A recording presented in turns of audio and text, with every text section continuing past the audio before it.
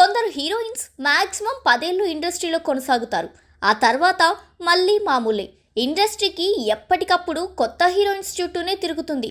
కానీ ఇదంతా ఆమె విషయంలో సరికాదు. సౌత్ ఇండియాలో హీరోయిన్గా 2 దశాబ్దాల పాటు తన కెరీర్ని పూర్తి చేసుకొని ఇప్పటికీ కూడా స్టార్ హీరోయిన్గా అదే హోదాలో కొనసాగుతోంది త్రిష.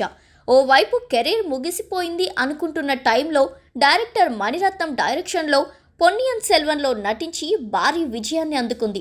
దీంతో త్రిష ఇమేజ్ అమాంతం పెరిగిపోయి మళ్ళీ ఆఫర్లు ఆమె వైపు క్యూ కట్టాయి.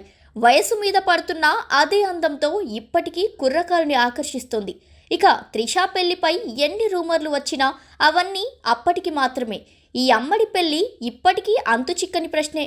అయితే ప్రస్తుతం తమిళ స్టార్ హీరోలు అజిత్, కమల్ హాసన్తో నటిస్తున్న ఈ ముద్దుగుమ్మ తన నెక్స్ట్ సినిమాలో సల్మాన్ ఖాన్తో నటించేందుకు సిద్ధమైంది. తమిళ డైరెక్టర్ విష్ణువర్ధన్ సల్మాన్ ఖాన్తో ది బుల్ అనే చిత్రాన్ని తెరకెక్కిస్తున్న విషయం తెలిసిందే. ధర్మ ప్రొడక్షన్స్ బ్యానర్ పై కరణ్ జోహార్ నిర్మిస్తున్న ఈ సినిమా 1988 ఆపరేషన్ క్యాక్టస్ కాన్సెప్ట్తో తెరకెక్కిస్తున్నారు.